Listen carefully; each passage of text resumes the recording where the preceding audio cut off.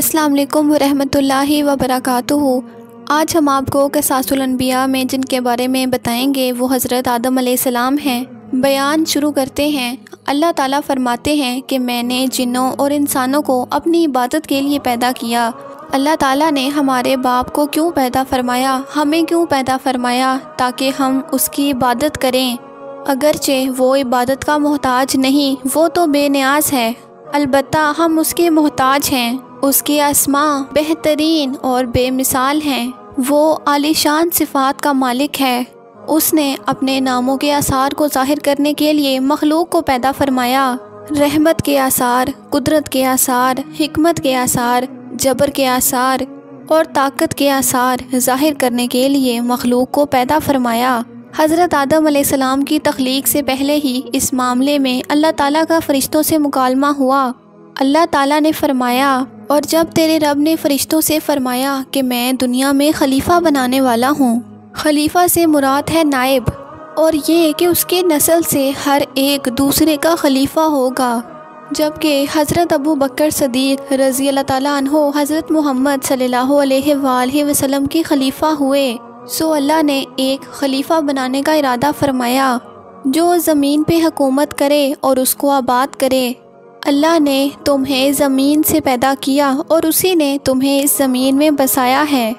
اللہ کا ارادہ ہوا کہ وہ زمین کو آباد فرمائیں، جبکہ جن اس قابل نہیں تھے، کیونکہ ان میں اس قدر عقل و دانش نہیں تھی۔ علماء جنات کے بارے میں کہتے ہیں، جنوں کا سب سے بڑا عقل مند جن انسانوں کے 10 سالہ بچے کی عقل کے مقابلے کی عقل رکھتا ہے، اس لیے زمین کو آباد کرنے کی صلاحیت اللہ تعالیٰ نے انسان کو بخشی۔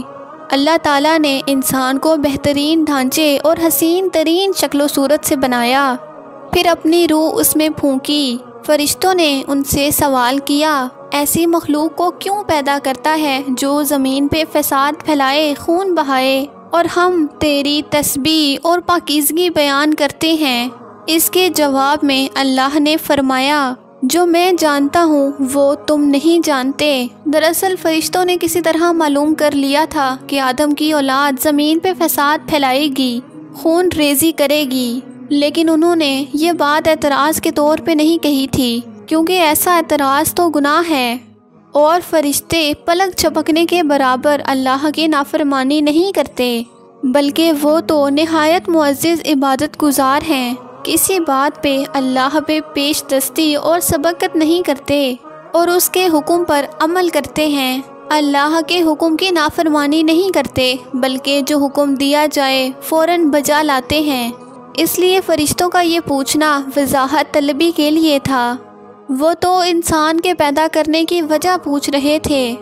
وہ زمین میں جنات کے اعمال اور کرتوت کا مشاہدہ کر چکے تھے، یعنی اللہ نے انہیں پیدا کر کے اختیار دیا تو وہ فتنہ فساد میں مبتلا ہو گئے، اور اب ایک اور مخلوق زمین پہ بسائی جا رہی تھی تو اس کا امکان تھا کہ یہ بھی فساد پھیلائے گی اور خون خرابہ کرے گی۔ اس لیے فرشتوں نے حیرت و تعجب کے بنا پہ یہ سوال کیا تھا، اور پوچھنے کا مقصد یہ تھا کہ کیا یہ بھی جنوں کی طرح ہوں گے؟ اس طرح انہیں یہ خطرہ لاحق ہوا کہ کیا اللہ کی پاکیزگی بیان کرنے میں ان سے کوئی کمی ہوئی ہے، جس کی وجہ سے اللہ کو نئی مخلوق پیدا کرنا پڑی۔ اس لیے ان کی بات میں یہ بھی تھا کہ ہم تیری حمد اور ثنا بیان کرتے ہیں۔ بہرحال ان کے سوال کرنے کے 2 مقصد تھے کہ کیا یہ بھی جنوں کی طرح کی مخلوق ہے، اور کیا ہم سے تیری پاکیزگی بیان کرنے میں کوئی کوتاہی ہوئی ہے؟ اس پہ اللہ تعالیٰ نے فرمایا، جو میں جانتا ہوں وہ تم نہیں جانتے۔ اس دوران فرشتوں کے ذہن میں یہ بات بھی آئی کہ اللہ تعالیٰ جو بھی مخلوق پیدا کرے گا وہ ہم سے زیادہ معزز نہیں ہو سکتی۔ مثلاً جب فرشتوں نے باقی تخلیقات کا جائزہ لیا، مثلاً آسمان، زمین، پہاڑ، جن، چوپایوں وغیرہ کا، تو ان میں اپنے آپ کو ان سے زیادہ معزز پایا، لہٰذا یہ مخلوق بھی پیدا ہو رہی ہے تو یہ ہم سے زیادہ مرتبہ نہیں رکھتی۔ یہ ہمارا خاص مقام ہے کہ اللہ کی تصدیق میں مصروف ہیں، کفر سے محفوظ ہیں، ہر حکم بجا لاتے ہیں، اللہ کے ہر حکم کی تعمیل کرتے ہیں، آسمان اور زمین میں اس کا حکم نافذ کرتے ہیں، اور اللہ کے نزدیک ہم سب سے زیادہ شرف والے ہیں۔ لہٰذا یہ نئی مخلوق انسان بھی پیدا ہو جائے تو کیا ہوا، ہم سے زیادہ معزز اور علم والی تو نہیں ہوگی۔ بہرحال جب اللہ نے آدم کو پیدا فرمایا تو زمین سے مٹی لانے کا حکم دیا، چنانچہ اللہ تعالیٰ کے پاس مٹی لائی گئی۔ ایک حدیث کے الفاظ یہ ہیں، اللہ تعالیٰ نے حضرت آدم علیہ السلام کو مٹی کی ایک مٹھی سے پیدا فرمایا۔ اللہ نے اس مٹی کو پوری زمین سے اٹھوایا تھا، اسی لیے آدم کی اولاد اسی ساری زمین میں رہائش پذیر ہوئی۔ بعض سرخ رنگ کے ہیں تو بعض سیاہ اور بعض سفید اور کچھ اس کے درمیان میں ہیں۔ بعض نیک ہیں، کچھ خبیث اور کچھ پاکیزہ قسم کے ہیں۔ انسان کی تخلیق مٹی سے شروع ہوئی، اس مٹی کو پانی سے تر کیا گیا تو یہ تین بن گئی۔ اسی وجہ سے قرآن مجید کی بعض آیات میں اس کا ذکر یوں آیا ہے۔ اس کا ذکر قرآن پاک میں تراب کے لفظ سے آیا ہے۔ تراب خشک مٹی کو کہتے ہیں، اور بعض میں تین کا لفظ آیا ہے، تین تر اور بھیگی مٹی کو کہتے ہیں۔ اللہ تعالیٰ فرماتے ہیں خلقہ من ترات، یعنی آدم کو تراب سے پیدا کیا گیا۔ مٹی کی عام حالت کو تراب کہتے ہیں، اور فرمایا کہ جب آپ کے رب نے فرشتوں سے کہا کہ میں مٹی سے آدم کو پیدا کرنے والا ہوں، جب اس مٹی کو پانی سے زیادہ بھگویا گیا تو یہ لیس تار ہونا شروع ہو گئی۔ اسی لیے اللہ تعالیٰ نے فرمایا کہ ہم نے انسان کو لیس تار اور چپکنے والی مٹی سے بنایا۔ پھر اللہ تعالیٰ نے اپنے مبارک ہاتھوں سے انسان کا ڈھانچہ تیار کیا۔ اللہ تعالیٰ نے فرمایا میں نے اپنے دونوں ہاتھوں سے پیدا کیا۔ اللہ تعالیٰ نے انسان کی خلقت فرشتوں کے سپرد نہ کی، بلکہ بذات خود اسے تخلیق کے مراحل سے گزارا اور اپنے ہاتھوں سے اس کی تصویر کشی کی۔ اللہ نے پہلے انسان کو ایک مورتی کی صورت میں ڈھالا، اس کے بعد ایک مقرر مدت تک چھوڑے رکھا، یہاں تک کہ گیلی مٹی خشک ہو گئی اور اس کا رنگ سیاہ ہو گیا، بدبو آنے لگی، اور پھر وہ کنکناتی مٹی میں بدل گئی، اور پھر آگ پہ پکی ہوئی مٹی یعنی کہ فخار ٹھیکری کی صورت اختیار کر گئی، جس سے مٹکے وغیرہ تیار کیے جاتے ہیں۔ سیاہ مٹی کو ہمعون کہتے ہیں، اور بدبودار کو مسنون کہتے ہیں، اور کھنکھنا کر بولنے والی مٹی کو سنسال کہتے ہیں، اور ٹھیکری کی طرح کی مٹی کو الفخار کہتے ہیں۔ مختلف آیات میں یہ الفاظ آئے ہیں، ہم نے تمہیں پیدا کیا اور پھر ہم ہی نے تمہاری صورت بنائی، اور یقیناً ہم نے انسان کو کھنکھناتی خشک مٹی سے پیدا کیا جو کہ بدبودار اور سیاہ گارے سے خشک ہوئی تھی۔ اللہ نے انسان کو کھنکھناتی مٹی سے پیدا کیا جو کہ ٹھیکری کی طرح تھی۔ ان تمام آیات میں کسی بھی قسم کا کوئی اختلاف نہیں، کیونکہ ان آیات میں انسان کو اس کے مختلف مراحل کی یاد دہانی کرائی گئی۔ خلاصہ یہ ہوا کہ تخلیق کا پہلا مرحلہ تراب تھا، یعنی عام ہاتھ والی خشک مٹی، پھر تین یعنی بھگوئی ہوئی مٹی، پھر لیس دار مٹی یعنی سلسال، پھر ٹھیکری کی طرح کی مٹی یعنی الفخار، اور یہ کام جمعے کی آخری گھڑی میں کیا گیا۔ اور یہ دن ہمارے دنوں میں شمار ہونے والے دنوں کی طرح نہ تھا، ہمارے اور اللہ کے دن مختلف ہیں۔ تخلیق آدم اللہ کا کرشمہ ہے، انسانوں کو ایک صورت عطا کی گئی۔ اللہ نے آدم کو پیدا کیا اور ان کا قد 60 ہاتھ یا 60 میٹر لمبا تھا۔ تمام جنتی لوگ اس قد آدم کے ساتھ جنت میں داخل ہوں گے، اور اس وقت سے لے کے اب تک مخلوق کا قد کم ہوتا چلا آ رہا ہے۔ آگے آنے والے لوگ گزشتہ آنے والے لوگوں سے قد میں چھوٹے ہونے لگے۔ سب سے پہلے اور سب سے لمبے انسان حضرت آدم علیہ السلام تھے۔ حضرت آدم کس قدر ذہین اور عظیم مخلوق تھے۔ صحیح مسلم کی روایت میں ہے، اللہ نے جب آدم کو پیدا کیا تو اپنی منشا کے طور پہ کچھ عرصہ اسے ڈھانچے کی حالت میں چھوڑے رکھا۔ ابلیس اس کے ارد گرد چکر لگانے لگا، اس نے دیکھا کہ وہ پیٹ والا ہے۔ وہ سمجھ گیا کہ یہ مخلوق اپنے آپ پہ کنٹرول نہیں کر سکے گی۔ ان الفاظوں سے ہمیں یہ معلوم ہوتا ہے کہ انسانوں کی طرح جنوں کا پیٹ نہیں ہے، صرف انسان ایسا ہے جس کا اندر والا حصہ کھوکھلا ہے۔ بہرحال اللہ نے انسان کو اس شکل و صورت میں پیدا فرمایا۔ آدم 40 راتیں مجسمے کی صورت میں پڑے رہے، جسم موجود تھا لیکن روح نہیں تھی۔ ابلیس آتا، جب اس ڈھانچے کو ٹھوکر لگاتا تو ایسی آواز آتی جیسے خالے مٹکے پہ ہاتھ رکھنے سے آتی ہے۔ اسی لیے اللہ نے بھی فرمایا ہے کہ وہ کھنکھناتی مٹی سے پیدا کیے گئے۔ حضرت آدم علیہ السلام میں روح ڈالنے سے پہلے ایک دفعہ فرشتوں کا ان کے پاس سے گزر ہوا تو وہ کچھ گھبرا سے گئے۔ ابلیس کو تو سب سے زیادہ حیرت ہوئی۔ وہ جب بھی گزرتا ٹھوکر مارتا تو کہتا کہ تجھے کسی خاص مقصد کے لیے پیدا کیا گیا ہے۔ یہ کہہ کے وہ آدم کے منہ میں داخل ہو جاتا اور کمر کے راستے باہر نکل آتا اور فرشتوں سے کہنے لگا اس سے گھبرانے کی بالکل ضرورت نہیں، یقیناً اگر مجھے اس پہ مسلط کر دیا گیا تو میں اسے ضرور ہلاکت میں ڈال دوں گا، اور اگر اسے مجھ پہ مسلط کیا گیا تو بلا شبہ میں اس کی نافرمانی کروں گا۔ اندازہ کریں وہ تعجب کر رہا ہے کہ آخر انہیں کیوں پیدا کیا گیا۔ اس کی حضرت آدم علیہ السلام سے دشمنی کس قدر پرانی ہے، گویا ابتدا سے ہی یہ عداوت پہ ڈٹ گیا تھا۔ بہرحال اللہ نے آدم علیہ السلام میں روح پھونکی، اس بارے میں قرآن میں جا بجا ذکر کیا گیا ہے۔ اللہ تعالیٰ فرماتے ہیں کہ جب میں اس کو ٹھیک ٹھاک کر لوں اور اس میں روح پھونک دوں تو تم سب اس کے سامنے سجدے میں گر پڑنا۔ ایک اور جگہ فرمایا اللہ کے نزدیک حضرت عیسیٰ علیہ السلام کی مثال ہو بہو حضرت آدم علیہ السلام کی جیسی ہے۔ اللہ نے انہیں مٹی سے بنا کے کہا ہو جا اور وہ ہو گئے۔ اللہ نے حضرت آدم علیہ السلام کو مٹی سے پیدا کیا، اپنے ہاتھ سے بنایا، اس میں روح پھونکی۔ جیسے ہی ان میں روح ڈالی گئی، ابتدا میں جیسے ہی روح سر کے اندر داخل ہوئی تو انہیں چھینک آ گئی۔ فرشتوں نے حضرت آدم علیہ السلام سے کہا الحمدللہ کہیے۔ انہوں نے کہہ دیا۔ اللہ کی اس تعریف کے جواب میں اللہ نے فرمایا رحمہ کا ربک، یعنی تجھ پہ تیرا رب رحم فرمائے۔ سبحان اللہ۔ اللہ عز و جل نے حضرت آدم علیہ السلام میں روح پوری ہونے سے پہلے ہی انہیں اپنی رحمت سے سرفراز فرمایا۔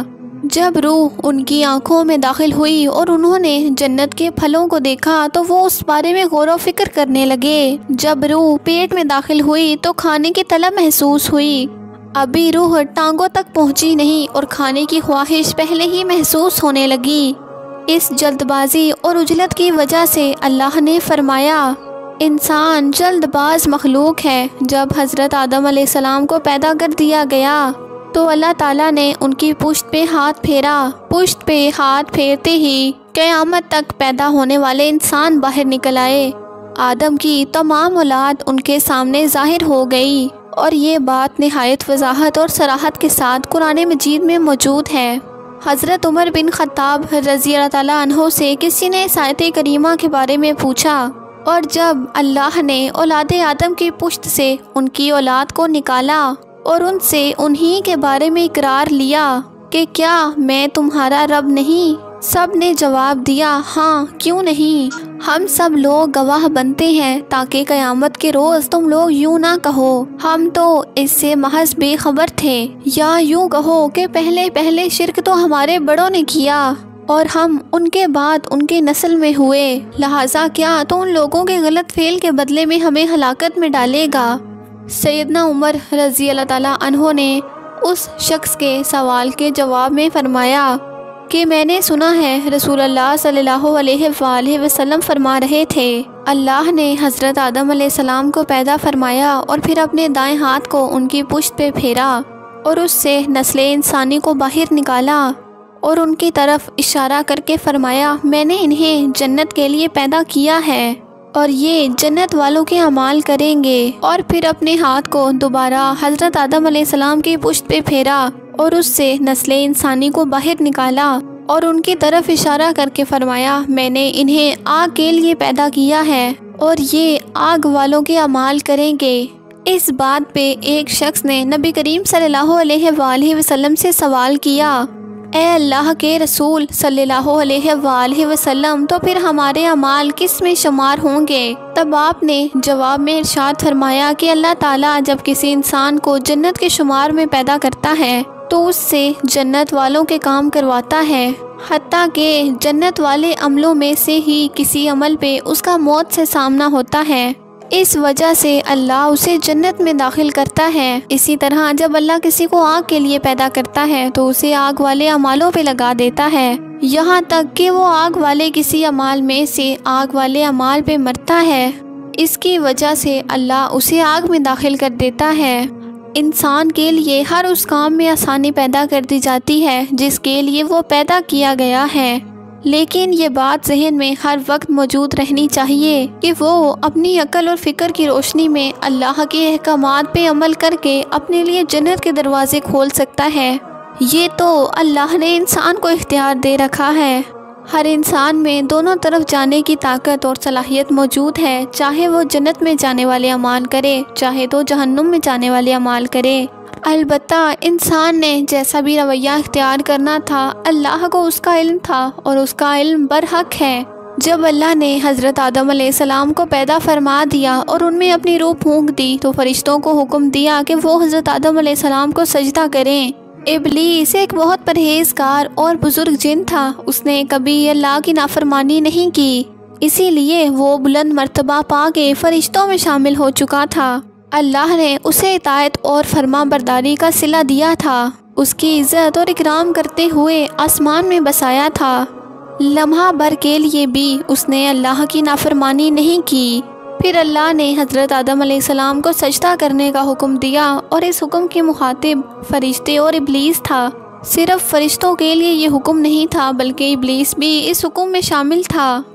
اللہ تعالیٰ فرماتے ہیں، یقیناً ہم نے ہی تمہیں پیدا کیا، تمہاری صورت بنائی، تمہارے اندر روح پھونکی، اور پھر ہم نے فرشتوں کو حکم دیا کہ آدم کو سجدہ کرو، تو سوائے ابلیس کے سبھی نے سجدہ کیا، وہ سجدہ کرنے والوں میں شامل نہ ہوا۔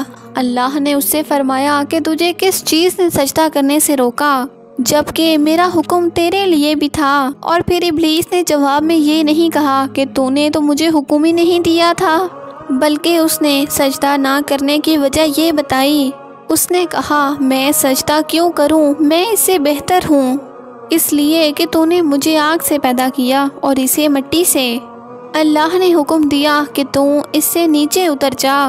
لہٰذا جب ابلیس نے نافرمانی کی، سرکشی اور تکبر کا مظاہرہ کیا تو اس وقت اللہ تعالیٰ اور اس کے درمیان مکالمہ ہوا۔ اللہ نے اس کی سرکشی دیکھ کے اسے سزا دیتے ہوئے فرمایا، تو اس جنت سے اتر جا، تجھے کوئی حق حاصل نہیں کہ تو اس جنت میں رہ کے تکبر کرے۔ ابلیس نے جواب میں کہا کہ مجھے قیامت کے دن تک مہلت دے دیجئے، یعنی اتنی لمبی عمر دے دیجئے کہ میں قیامت تک زندہ رہوں، موت نہ آئے۔ اللہ نے فرمایا کہ تجھے مہلت دے دی گئی لیکن ایک مقرر وقت تک۔ اور جب شیطان اس طرف سے مطمئن ہو گیا کہ اسے مہلت مل گئی کہ چونکہ تو نے مجھے گمراہ کر دیا ہے، اس لیے میں قسم کھاتا ہوں کہ انسانوں کے لیے تیرے دیے گئے سیدھے رستے پہ بیٹھ جاؤں گا، پھر ان کے آگے سے، ان کے پیچھے سے، ان کے دائیں سے، ان کے بائیں سے ان کے پاس آؤں گا، اور آپ ان میں سے کافی لوگوں کو شکر گزار نہیں پائیں گے۔ اللہ نے شیطان کا رد کرتے ہوئے کہا کہ تو یہاں سے ذلیل و خوار ہو کے نکل جا۔ جو انسان بھی تیری گمراہیوں کو مانے گا، میں ایسے گمراہوں سے جہنم کو بھر دوں گا۔ جو بھی تیرا پیروکار بنے گا وہ جہنم کا مستحق ٹھہرے گا۔ ان میں سے جن کو بھی تو اپنی آواز سے بہکا سکتا ہے بہکا لے، ان سب پہ اپنے گھڑ سوار لشکر اور پیدل چلنے والے لشکر کو لے آ، اور اپنا ہر داؤں، ہر ترکیب، ہر اسلحہ استعمال کر لے، اور ان کے مالوں اور ان کی اولاد میں بھی شرکت کر لے، اور تو انہیں دل بہلانے والے وعدے دے لے، یعنی ان کے برے اعمال بنا سنوار کے انہیں دکھا اور غلط خواہشات دلا، جنت، دوزخ اور دوبارہ نہ زندہ ہونے کے وعدے دکھا۔ اور شیطان میں سے جتنے بھی وعدے ہوتے ہیں وہ سراسر سب کے سب فریب ہیں۔ یقیناً میرے سچے بندوں پہ تیرا کوئی قابو، کوئی اثر، کوئی اسلحہ استعمال نہیں ہوگا، تیرا رب کار سازی کرنے والا کافی ہے۔ اسی طرح بہت سی آیات میں ذکر کیا گیا ہے۔ سب سے پہلا نافرمان ابلیس ملعون تھا، وہ بدبخت اللہ کے سامنے تکبر سے بھرپور جواب دیتا رہا، اسی وجہ سے اللہ نے اسے کافر کا لقب دیا۔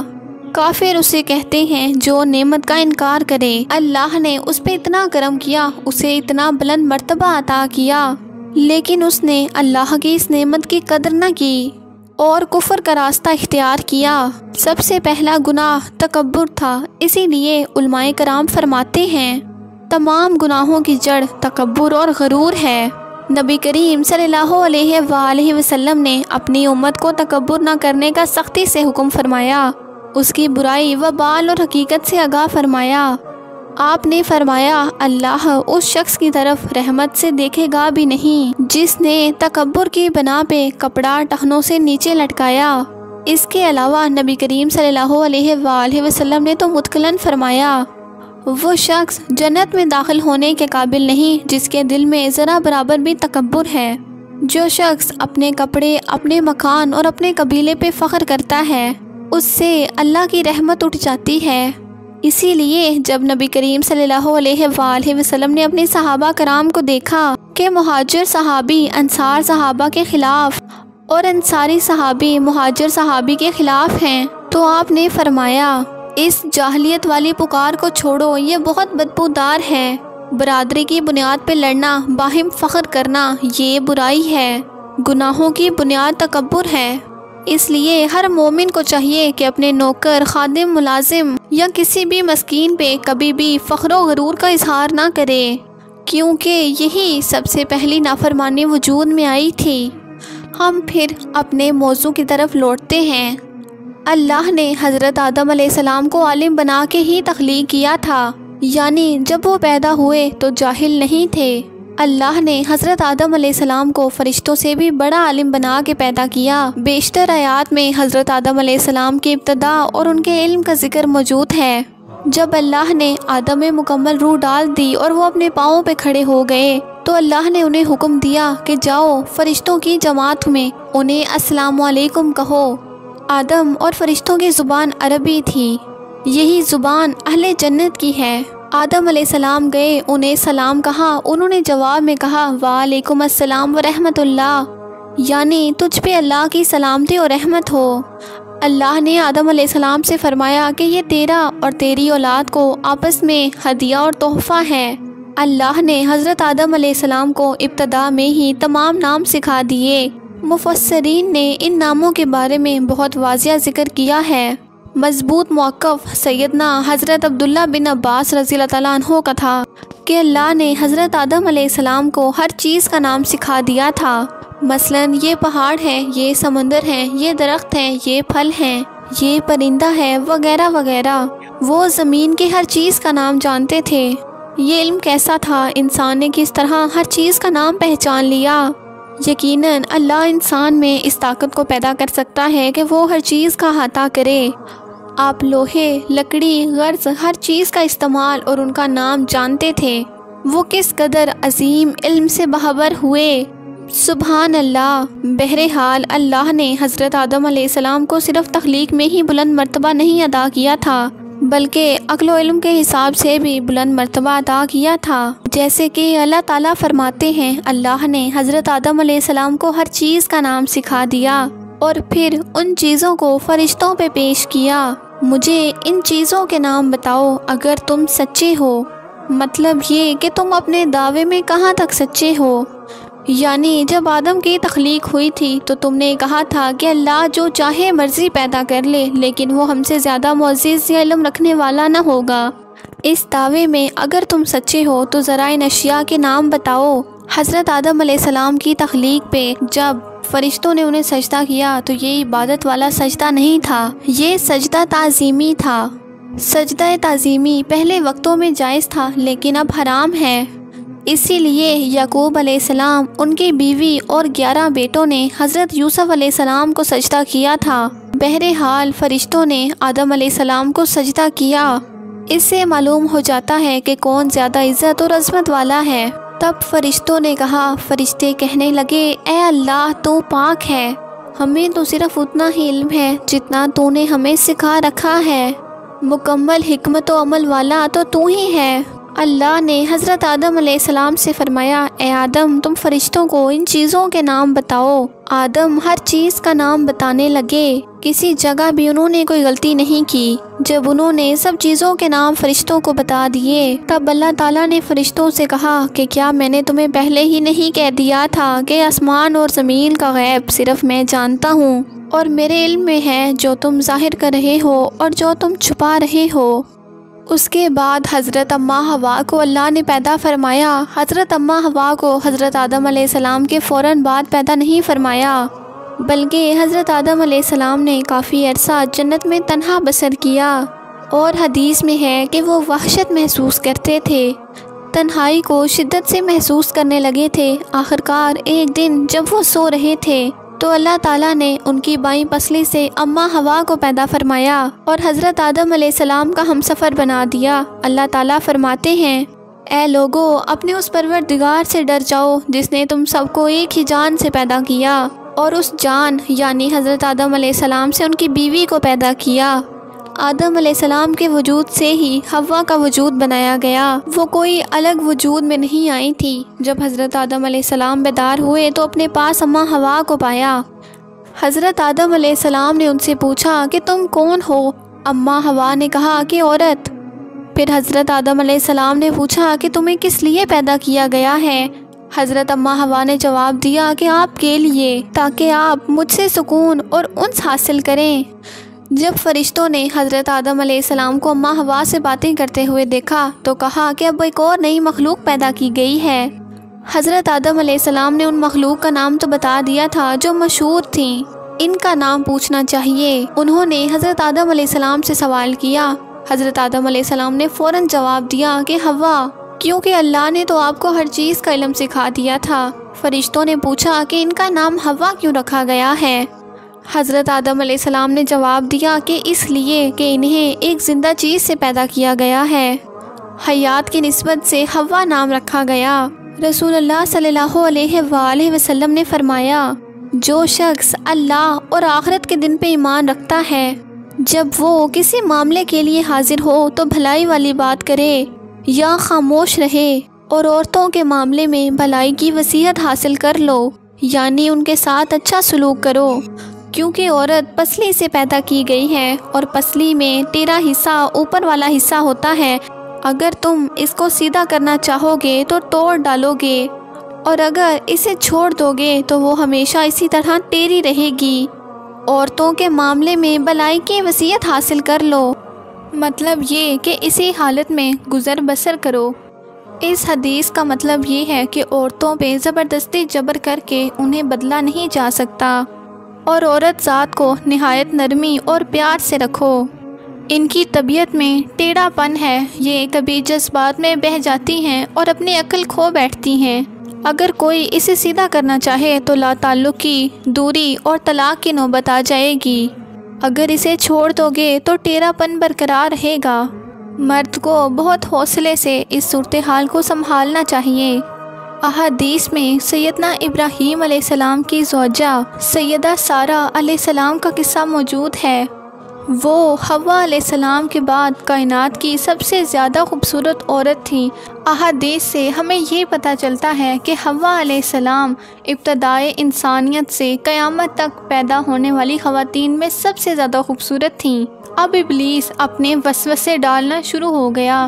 حضرت آدم علیہ السلام اور اماں حوا علیہ السلام دونوں جنت میں تھے کہ شیطان نے انہیں پھسلانے ورگلانے کی کوشش شروع کر دی۔ اللہ تعالیٰ فرماتے ہیں کہ ہم نے کہہ دیا، اے آدم، تم اور تمہاری بیوی جنت میں رہو اور جہاں سے چاہو مال فراغت کھاؤ۔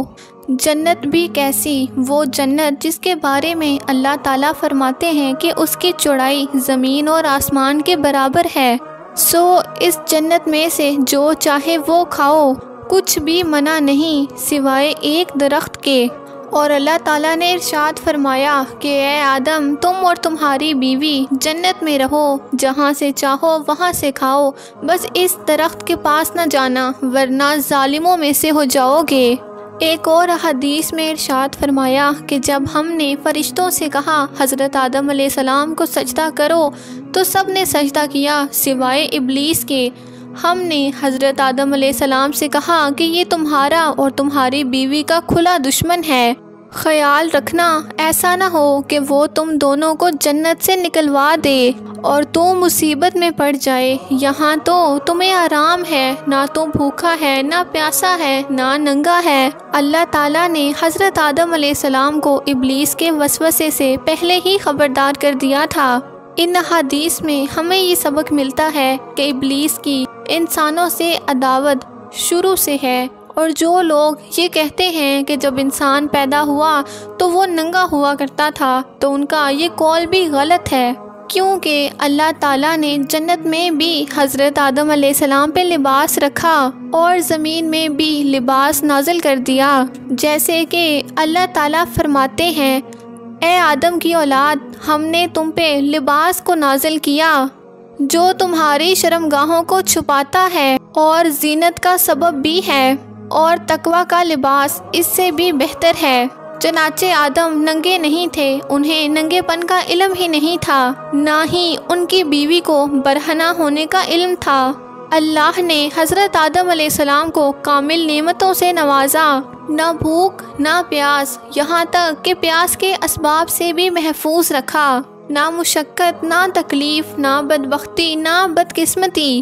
حضرت آدم علیہ السلام اور اماں حوا علیہ السلام کے دلوں میں وسوسے ڈالنے کے بارے میں بھی قرآن میں روشنی فرمائی ہے، اور پھر شیطان نے ان کے دلوں میں وسوسہ ڈالا اور یہ طمع دلائی کہ اس درخت کو کھانے سے ہمیشگی اور بقا ملتی ہے اور کبھی نہ ختم ہونے والی بادشاہت حاصل ہوتی ہے۔ اور اس وسوسے کا مقصد یہ تھا کہ دونوں کے بدنوں پہ جو لباس تھا اس سے انہیں برہنہ کر دیا جائے۔ ان کی شرمگاہوں کو ننگا کرنے کے لیے اس نے ایسا کیا۔ وہ دونوں کپڑوں میں ملبوس تھے، ستر ڈھانپ رکھا تھا۔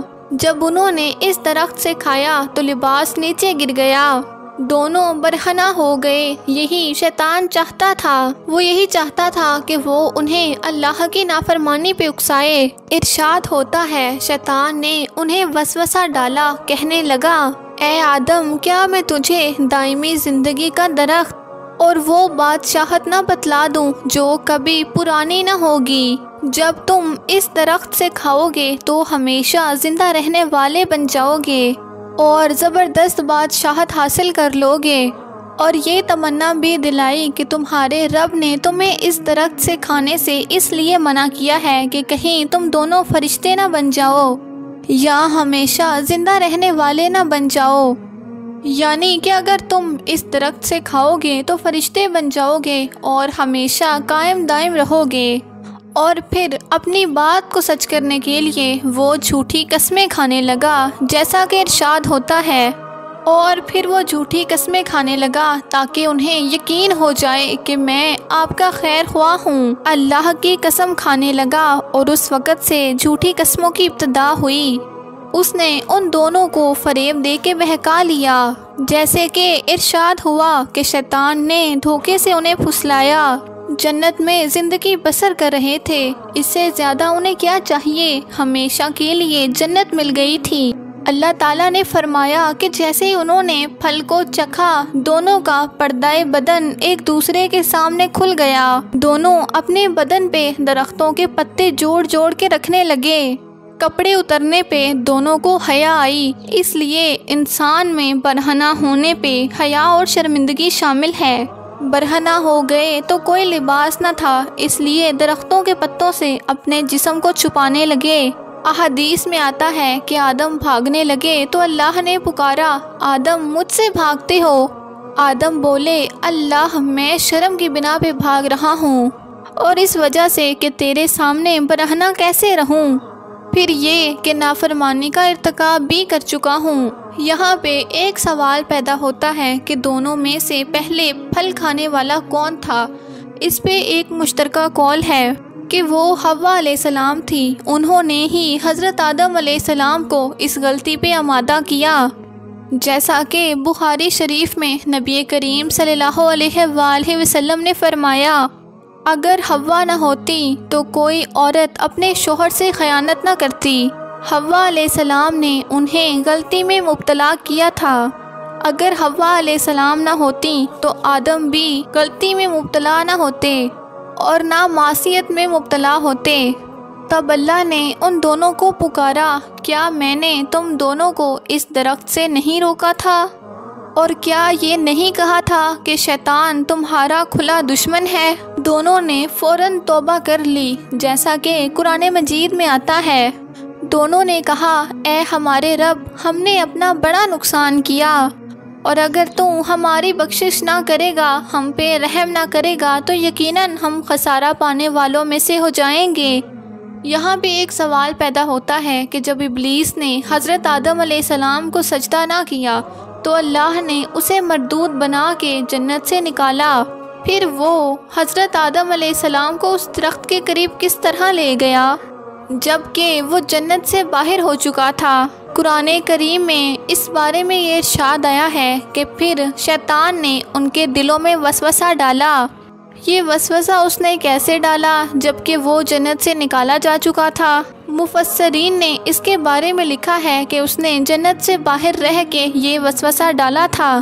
جیسے کہ آج کے زمانے میں تار اور بغیر تار کے آواز کو دور دراز کے علاقوں تک پہنچایا جاتا ہے، اسی طرح شیطان نے اپنی طاقت سے یہ وسوسہ ان دونوں کے دلوں تک پہنچایا۔ حضرت آدم علیہ السلام اور اماں حوا علیہ السلام کے لباس کے بارے میں مفسرین نے لکھا ہے کہ وہ نور کا لباس تھا، یعنی کہ وہ لباس صرف اسی جہان میں پہنا جا سکتا ہے۔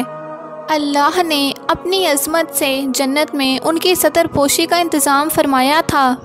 اللہ کا حکم ہوا جنت سے اتر جاؤ، تم آپس میں دشمن ہوں گے اور تمہارے رہنے کے لیے زمین میں جگہ ہے۔ فرمایا کہ تم وہیں زندگی بسر کرو گے اور وہیں مرو گے اور وہیں سے دوبارہ نکالے جاؤ گے۔ قرآن پاک میں بھی اس قصے کی تفصیل موجود ہے۔ مثلاً فرمایا کہ ہم نے اس سے قبل آدم سے ایک عہد لیا تھا مگر وہ بھول گئے اور ہم نے ان میں کوئی عزم نہیں پایا۔ ارشاد باری تعالیٰ ہے، اور جب ہم نے فرشتوں سے کہا آدم کو سجدہ کرو تو ابلیس کے علاوہ سب نے سجدہ کیا۔ اس نے صاف انکار کر دیا تو ہم نے کہا آدم یہ تیرا اور تیری بیوی کا کھلا دشمن ہے، خیال رکھنا ایسا نہ ہو وہ تم دونوں کو جنت سے نکلوا دے اور تو مصیبت میں پڑ جائے۔ یہاں تو تجھے یہ آرام ہے، نہ بھوک ہے، نہ پیاس ہے، نہ گرمی کی شدت ہے، نہ تو ننگا ہے۔ لیکن شیطان نے اسے وسوسے میں ڈال دیا اور کہا کہ میں تمہیں دائمی زندگی کے درخت اور اعلیٰ بادشاہت کے بارے میں بتاتا ہوں۔ چنانچہ ان دونوں نے اس درخت سے کھایا، بس ان کے ستر کھل گئے اور وہ بہشت کے پتے اپنے اوپر چپکانے لگے۔ آدم نے اپنے رب کی نافرمانی کی، بس بہک گیا اور پھر اس کے رب نے نوازا، اس کی طرف توجہ فرمائی اور اس کی رہنمائی کی۔ ارشاد ہوا تم دونوں جنت سے اتر جاؤ، تم دونوں ایک دوسرے کے دشمن ہوگے۔ اب تمہارے پاس جب کبھی میری طرف سے ہدایت پہنچے، جو بھی اس ہدایت کی پیروی کرے نہ تو وہ بہکے گا نہ تکلیف میں پڑے گا، ہاں جو میری یاد سے غافل ہوگا اس کی زندگی تنگی میں رہے گی، اور بروز قیامت ہم اسے اندھا کر کے اٹھائیں گے۔ آدم علیہ السلام زمین پہ اترے اور اپنے اللہ سے توبہ کے کلمات سیکھ لیے۔ وہ کلمات یہ ہیں، اے ہمارے رب ہم نے اپنا نقصان کیا، اور اگر تو نے ہم پہ مغفرت و رحمت نہ فرمائی تو ہم خسارہ پانے والوں میں سے ہو جائیں گے۔ آدم علیہ السلام زمین پہ اترے اور ان کے ساتھ حوا علیہ السلام بھی اتریں، اور ان کے ساتھ ہی ابلیس کو بھی اتارا گیا۔ یہ کس جگہ پہ اترے اس بارے میں اختلاف پایا جاتا ہے۔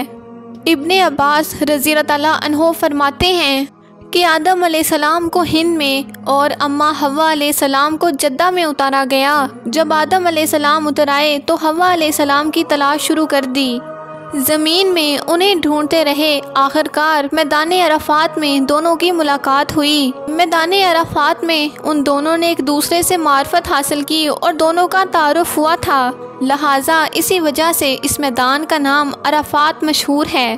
اس کے بعد اللہ تعالیٰ نے زمین کو لوگوں سے بھرنا شروع کیا، اس میں مردوں اور عورتوں سے زمین کو بھر دیا۔ امام طبری رحمۃ اللہ علیہ بیان کرتے ہیں کہ حوا علیہ السلام نے آدم علیہ السلام کے لیے 20 ولادتوں میں 40 بچوں کو جنم دیا۔ ہر بار 2 بچوں کو جنم دیتی تھیں، ایک لڑکا اور ایک لڑکی ہوتی تھی۔ سب سے پہلا جوڑا قابیل اور اس کی بہن کامین کا تھا۔ اس کے بعد انسانوں کی افزائش شروع ہوئی، آبادی میں اضافہ ہونے لگا۔ اللہ تعالیٰ نے حضرت آدم علیہ السلام کو ہی ان کا نبی متعین کیا، وہ انہیں دین سکھاتے رہے۔ اس وقت تمام لوگ واحد تھے، خالص توحید کو اپنانے والے تھے، تمام لوگ ایک ہی امت کے تھے۔ اللہ تعالیٰ نے جب حضرت آدم علیہ السلام کو زمین پہ اتارا تو انہیں ہر ایک چیز کی کاریگری کا علم تھا۔ جب وہ اترے تو عالم بھی تھے، لباس میں ملبوس بھی تھے، ہر ایک کام سے واقف تھے، لوہے، آگ، پانی، لکڑی، کپڑے کے استعمال کو جانتے تھے۔ ہمارے برعکس وہ ان کاموں کو اپنی ابتدا سے ہی جان چکے تھے، کیونکہ ہم سب لوگوں کا حال یہ ہے کہ جب تک ہمیں سکھایا نہ جائے ہمیں کچھ نہیں آتا۔ آج کے دور میں بعض افریقی قبائل کے لوگ ایک عاشقانہ اور غیر مذہبی زندگی گزار رہے ہیں۔ مفسرین کا کہنا ہے کہ یہ لوگ زمین پہ رہنے والوں میں سب سے زیادہ گمراہ لوگ ہیں۔ انہوں نے بہترین زندگی ضائع کر دی اور گھٹیا زندگی کو پسند کر لیا۔ تہذیب و تمدن کا امتیاز، ہر انسان کی فطرت میں تہذیب کی سوجھ بوجھ موجود ہے۔ بہرحال حضرت آدم علیہ السلام کے بعد انسانی مخلوق کی تعداد روز بروز بڑھتی چلی گئی اور انسانی کمزوریوں کی بنا پہ گناہ شروع ہو گئے۔ زمین پہ ہونے والی سب سے پہلی معصیت قابیل کے ہاتھوں اپنے بھائی حابیل کے قتل ہونے کی سامنے آئی۔ اللہ تعالیٰ نے قرآن مجید میں قابیل اور اس کے بھائی حابیل کا قصہ بیان کیا ہے۔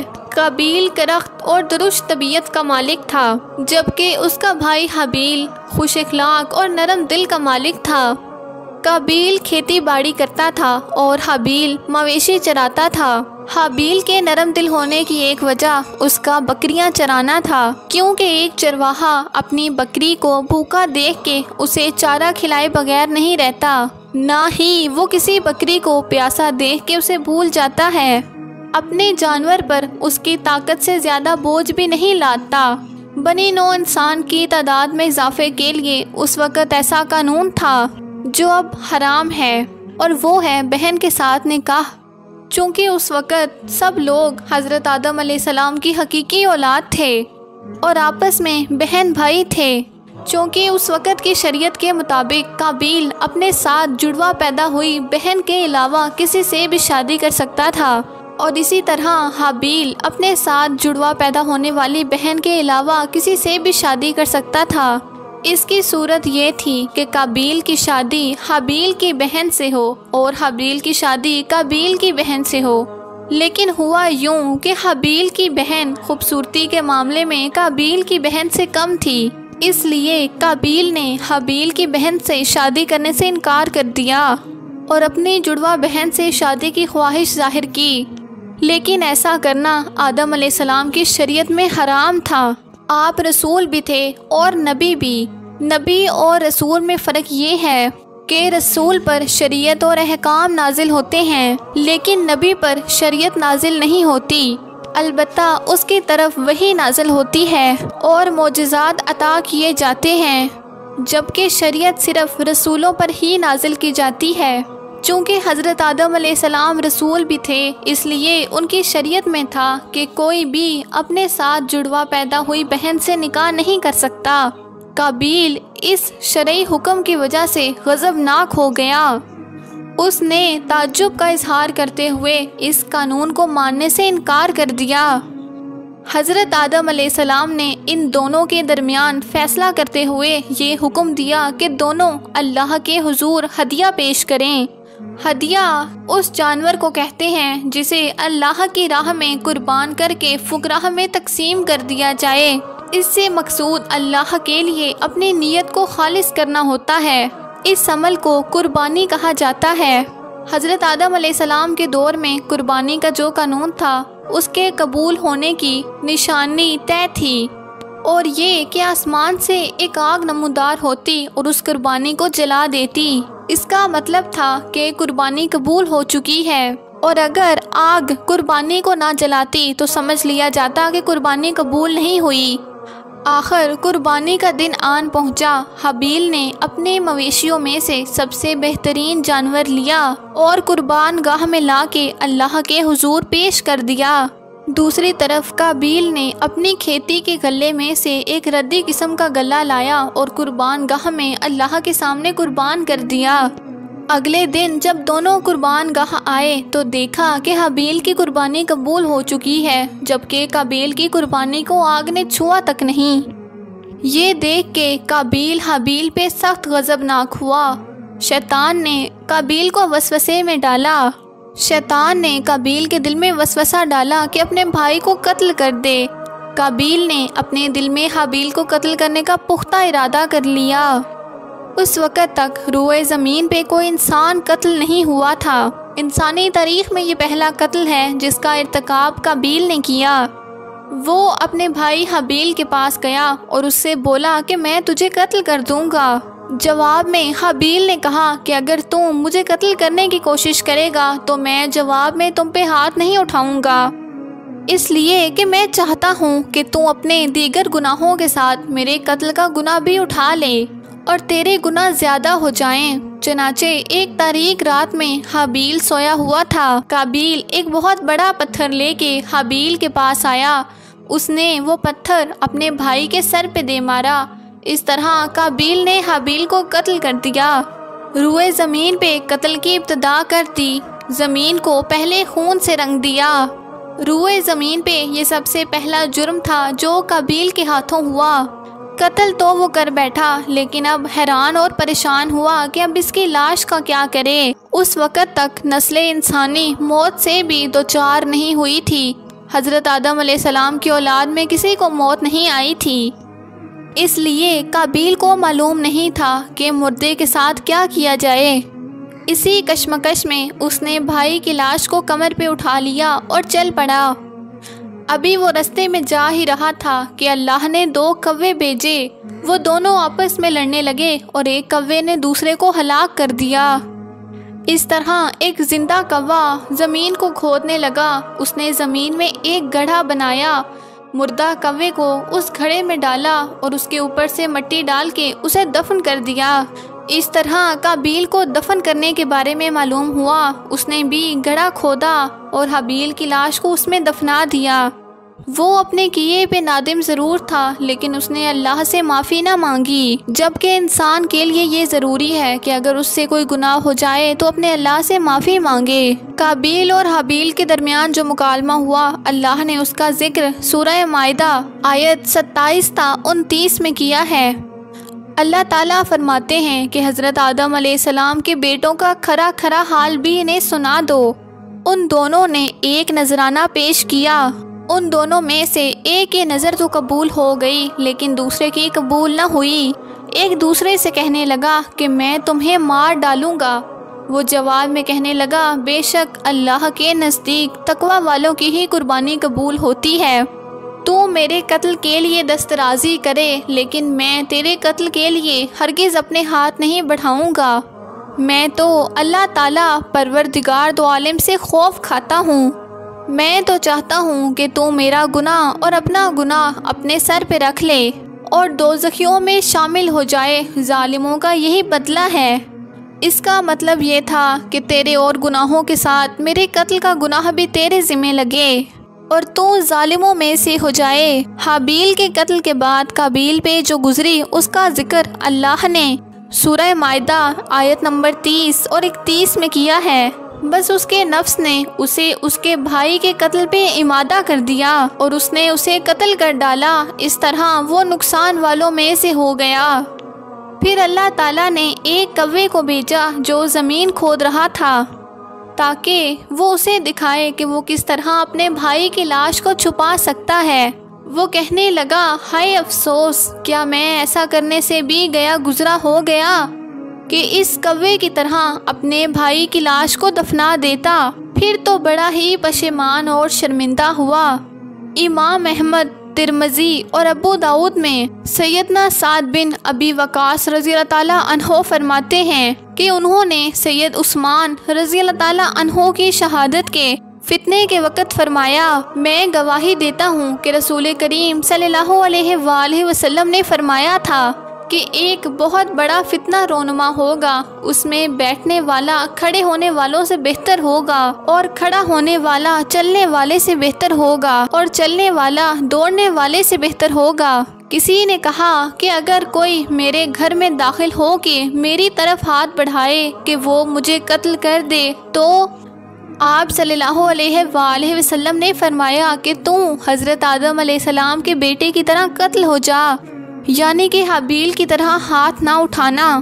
اسی طرح آپ صلی اللہ علیہ وآلہ وسلم نے فرمایا کہ دنیا میں جب بھی کوئی بے وجہ قتل ہوتا ہے تو اس کا گناہ آدم علیہ السلام کے بیٹے قابیل کے سر پہ ضرور جاتا ہے، اس لیے کہ وہ پہلا شخص ہے جس نے ظالمانہ قتل کی ابتدا کی اور یہ ناپاک طریقہ جاری کیا۔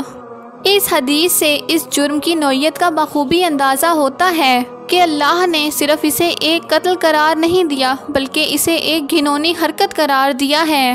قیامت تک جو بھی لوگ اس گناہ میں مبتلا ہوں گے ان کے گناہ کا کچھ حصہ قابیل کے سر ڈالا جائے گا۔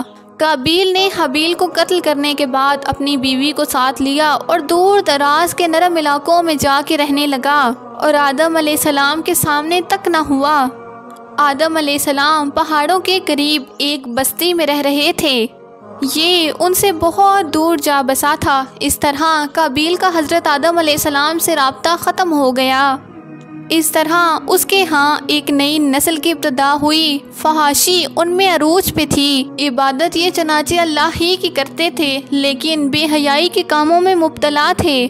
تقویٰ کی قلت، احکام الہی کی نافرمانی اور فحاشی کا فروغ ان کے شب و روز کا معمول تھا۔ اس طرح لوگ دو گروہوں میں تقسیم ہو گئے، شریر اور ظالم لوگ قابیل کے ساتھ مل گئے اور آدم علیہ السلام کے دیگر بیٹے اور نیک لوگ آدم علیہ السلام کے ساتھ مل گئے۔ آدم علیہ السلام 960 سال زندہ رہے۔ ان کی عمر تو 1000 سال تھی لیکن 40 سال کم کر دی گئی۔ سیدنا ابو ہریرہ رضی اللہ تعالیٰ عنہ بیان کرتے ہیں کہ رسول اللہ صلی اللہ علیہ وآلہ وسلم نے فرمایا کہ جب اللہ نے حضرت آدم علیہ السلام کو پیدا فرمایا تو ان کی پیٹھ پہ ہاتھ پھیرا۔ اس طرح قیامت تک جتنے انسان پیدا ہونے تھے ان کی روحیں وجود میں آ گئیں۔ پھر ہر انسان کی آنکھوں کے درمیان ایک نور رکھ کے حضرت آدم علیہ السلام کے سامنے پیش کیا۔ انہوں نے پوچھا، یا اللہ یہ کون ہیں؟ اللہ نے فرمایا، یہ تیری اولاد ہے۔ ان میں سے ایک کی پیشانی کی چمک حضرت آدم علیہ السلام کو بہت اچھی لگی۔ پوچھا، یا اللہ یہ کون ہیں؟ اللہ نے فرمایا، یہ تیری اولاد میں بہت دور جا کے ہیں، ان کا نام داؤد ہے۔ پوچھا، ان کی عمر کتنی ہے؟ اللہ نے فرمایا 60 سال۔ حضرت آدم علیہ السلام نے فرمایا، یا اللہ 40 سال میری عمر میں سے ان کی عمر میں شامل کر دے۔ اس سلسلے میں دوسری روایت یوں آئی ہے، جب آدم علیہ السلام کی روح قبض کرنے کے لیے فرشتہ آیا تو وہ کہنے لگے کہ میری عمر میں ابھی تو 40 سال باقی ہیں۔ اس وقت ان کی عمر 960 سال تھی۔ فرشتے نے بتایا کہ کیا آپ کو یاد نہیں کہ آپ نے اپنی عمر کے 40 سال اپنی اولاد داؤد کو دے دیے تھے؟ چونکہ آپ صلی اللہ علیہ وآلہ وسلم نے فرمایا کہ حضرت آدم علیہ السلام نے انکار کیا تو ان کی امت بھی انکار کی عادی ہے۔ آدم علیہ السلام خود بھول گئے، ان کی اولاد بھی بھولتی ہے۔ حضرت آدم علیہ السلام نے خطا کی، ان کی اولاد بھی خطا کرتی ہے۔ حابیل کے قتل کے بعد اللہ نے حضرت آدم علیہ السلام اور اماں حوا علیہ السلام کو اس کا نعم البدل عطا کیا۔ اس کا نام انہوں نے شیس رکھا۔ شیس کا مطلب ہے اللہ کا دیا ہوا تحفہ۔ حابیل کے قتل پہ حضرت آدم علیہ السلام اور اماں حوا دونوں بہت غمگین ہوئے، اسی لیے اللہ نے بدلے میں انہیں شیس علیہ السلام عطا فرمائے۔ شیس علیہ السلام نے آدم علیہ السلام سے علم حاصل کیا، لیکن آدم علیہ السلام کا تمام علم وہ حاصل نہ کر سکے، اس لیے کہ حضرت آدم علیہ السلام نے اللہ تعالیٰ سے علم حاصل کیا تھا اور بہت سی اشیاء کا علم اللہ تعالیٰ نے انہیں سکھا دیا تھا، اس لیے وہ تمام علماء سے بڑھ کے عالم تھے۔ شیس علیہ السلام نے آدم علیہ السلام سے علم سیکھ کے لوگوں کو سکھایا۔ جب آدم علیہ السلام کی موت کا وقت قریب آیا تو انہوں نے اپنے بیٹوں کو اپنے پاس بلایا اور ان سے کہا کہ میرا جنت کے پھل کھانے کا جی چاہتا ہے۔ جنت کے پھل دنیا کے پھلوں کے جیسے ہی ہوتے ہیں، سیب، انار، انگور یہ سب جنت میں موجود تھے۔ جنت اور دنیاوی پھلوں میں فرق یہ ہے کہ دنیاوی پھل بدبودار ہو جاتے ہیں جبکہ جنتی پھل کبھی بدبودار نہیں ہوتے۔ اسی طرح دنیاوی پھلوں کا ذائقہ عارضی ہوتا ہے جبکہ جنتی پھلوں کا ذائقہ مستقل ہوتا ہے۔ اس لیے آدم علیہ السلام نے چاہا کہ وہ جنت کے پھل کھائیں چنانچہ ان کے بیٹے تلاش میں نکل گئے۔ انہوں نے اپنے ساتھ کلہاڑے اور ٹوکریاں لے لیں۔ راستے میں انہیں فرشتے ملے۔ ان کے پاس حضرت آدم علیہ السلام کا کفن اور خوشبو وغیرہ تھی۔ فرشتوں نے ان سے پوچھا کہ اے آدم کے بیٹو، کہاں جا رہے ہو؟ تمہیں کس چیز کی تلاش ہے؟ انہوں نے بتایا کہ ہمارے والد بیمار ہیں اور وہ جنت کا پھل کھانا چاہتے ہیں۔ چونکہ فرشتے ان کے سامنے انسانی شکل میں آئے تھے تو کہنے لگے کہ واپس جاؤ، تمہارے والد فوت ہونے کے لمحوں کے قریب ہیں، اب ان میں اتنی طاقت نہیں رہی کہ پھل کھا سکیں۔ جب فرشتے حضرت آدم علیہ السلام کی روح قبض کرنے آئے تو اماں حوا علیہ السلام نے انہیں پہچان لیا۔ وہ بلند آواز میں حضرت آدم علیہ السلام کو پکارنے لگیں، ان کے ساتھ چمٹ گئیں۔ حضرت آدم علیہ السلام بولے، مجھ سے الگ ہو جاؤ، پہلے بھی مجھے تمہاری وجہ سے نقصان اٹھانا پڑا تھا، میرے اور میرے رب کے فرشتوں کے درمیان سے ہٹ جاؤ۔ پھر فرشتوں نے حضرت آدم علیہ السلام کی روح کو قبض کیا، انہیں غسل دیا، انہیں کفن پہنایا، خوشبو لگائی، آپ کی قبر کھودی۔ پھر انہوں نے حضرت آدم علیہ السلام کی نماز جنازہ ادا کی۔ اس کے بعد انہیں قبر میں اتارا، پھر اوپر مٹی ڈال دی اور پھر بولے، آدم کے بیٹو، تمہارے لیے یہی طریقہ ہے۔ اس وقت تک لوگ کفن دفن کے احکامات سے واقف نہیں تھے۔ انہیں علم نہ تھا کہ قابیل نے اپنے بھائی کو کیسے دفن کیا، اس لیے فرشتوں کو بھیجا گیا کہ تدفین کا طریقہ بتا دیں۔ اس طرح انسان کو دفن کرنے کا طریقہ معلوم ہوا جو فرشتے لے کے آئے تھے۔ حضرت آدم علیہ السلام نے اپنی 960 سالہ زندگی میں سوائے اس درخت کے پھل کھانے کے اور کوئی غلطی نہ کی۔ یہ تھا ہمارے والد سیدنا حضرت آدم علیہ السلام کا اسوہ اور سیرت طیبہ کا حال۔ آپ کی وفات کے 1 سال بعد اماں حوا علیہ السلام بھی وفات پا گئیں۔ سلام ہو حضرت آدم علیہ السلام پہ، سلام ہو اماں حوا علیہ السلام پہ۔